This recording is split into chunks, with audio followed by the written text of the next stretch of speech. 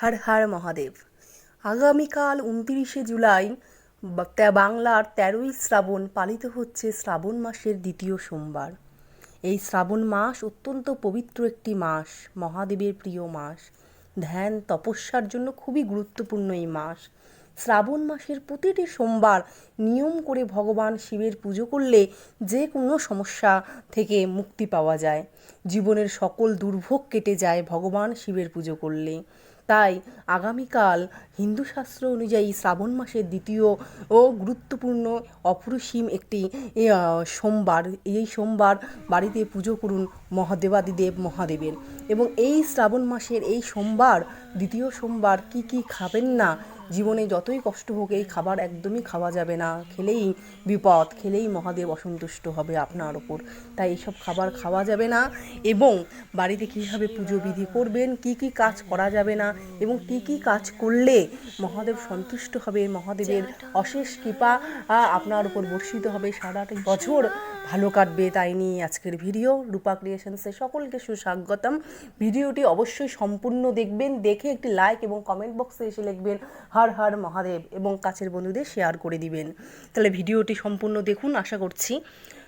দেবাদিদেব মহাদেব গঙ্গাজল, দুধ আর বেলপাতাতেই সন্তুষ্ট হন। আমরা পুরাণের গল্পে জানি এই শ্রাবণ মাসে সমুদ্র মন্থন হয়েছিল। এই সমুদ্র মন্থনের সময় হলাহল নামক বিষ উঠেছিল, যে বিষ জগৎকে শেষ করে দেওয়ার জন্য একদম সঠিক ছিল। তা সেই বিষ ধারণ করবেন অত বড় শক্তিশালী কে আছে এই জগতে?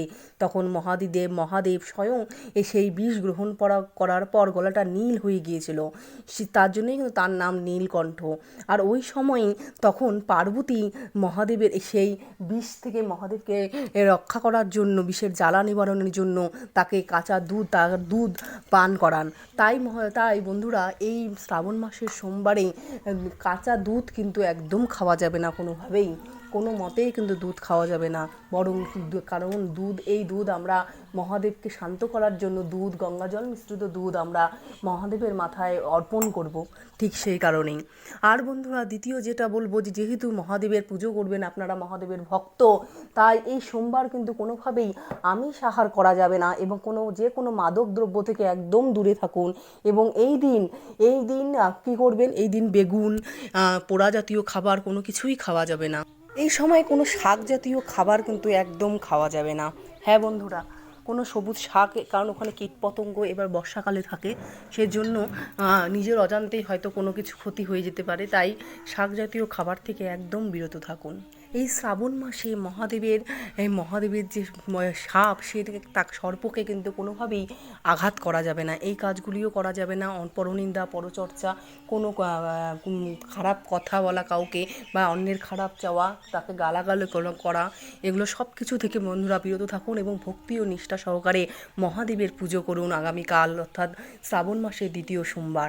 এই শ্রাবণ মাসের দ্বিতীয় সোমবার শাস্ত্রমতে জানা যায় যে মহাদেবকে সাদা চন্দন দিয়ে পুজো করলে মহাদেব অত্যন্ত খুশি হন।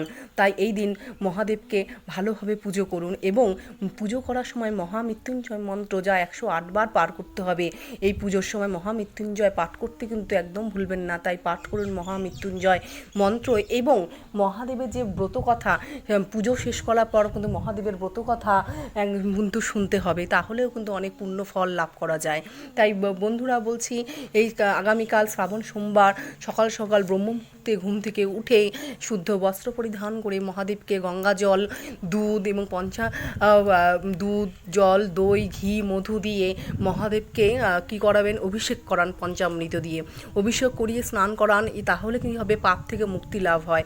এবং মহাদেবকে সাদা ফুল, মহাদেবের প্রিয় ফুল নীলকণ্ঠ, তার আকন্দ ফুল, এগুলো হচ্ছে অর্পণ করুন মহাদেব। এরপর মহাদেবের সামনে দীপ ধূপ জ্বালিয়ে মহাদেবকে আরতি করুন। বন্ধুরা, অনেকেই জিজ্ঞেস করছেন যে উপবাস করলে শ্রাবণ সোমবারে কী কী খেতে পারবো, কী কী পারবো না। উপবাস করলে কিন্তু সাত্বিক আহার গ্রহণ করতে পারবেন, বিভিন্ন রকমের ফল, মিষ্টি, সাবুদানা, সন্ধক লবণ দিয়ে তৈরি যে কোনো নিরামিষ খাবার খেতে পারবেন। আমিষ খাবার কিন্তু একদম খাওয়া যাবে না, আর পোড়া জাতীয় খাবার একদম নিষিদ্ধ, মরে গেলেও কিন্তু খাবেন না। উপোস ভঙ্গ করার সময় চাল বা চালের তৈরি কোনো জিনিস আপনারা খাবেন না। এছাড়াও বেগুন, শাক খাবেন না, আমিষ খাবার তো খাবেনই না, বারবার বলছি আমি। বন্ধুরা, শ্রাবণ মাসের এই সোমবার শিবলিঙ্গে জল ঢাললে দুঃখ কষ্ট সমস্ত দূর হয়ে যায়। জীবনের সব বাধা দূর করার জন্য কি করবেন, মুগ ডাল দান করতে পারেন শিবলিঙ্গে, এবং শস্য হিসেবে কি বলেছিলাম, কালো তিল, অবশ্যই অখণ্ড আতপ চাল, এগুলো তো মহাদেবকে অর্পণ করতেই হবে। এবং মহাদেবের সঙ্গে সঙ্গে শনিদেবকেও কিন্তু কালো তিল দিলে কিন্তু অনেক বাধা দূর হয়ে যায়। তাই এই দিন মহাদেবকে ভালোভাবে পুজো করুন, মন শান্ত হয়, মন থেকে নেগেটিভিটি দূর করে পজিটিভ চিন্তা ভাবনা করুন, যাতে সংসারে নেমে আসে শান্তি এবং আয় উন্নতি সমস্ত কিছু বৃদ্ধি পায়। তো আজকের ভিডিও এখানেই শেষ করছি, এবং ভিডিওটি দেখে অবশ্যই একটি লাইক এবং কমেন্ট বক্সে এসে হর হর মহাদেব লিখে যাবেন, এবং কাছের বন্ধুদের চ্যানেলটি শেয়ার করে দিবেন, যাতে সাবস্ক্রাইব করে আমার নতুন সদস্য হন এবং ভালো ভালো ভিডিও অবশ্যই দেখতে পাবেন।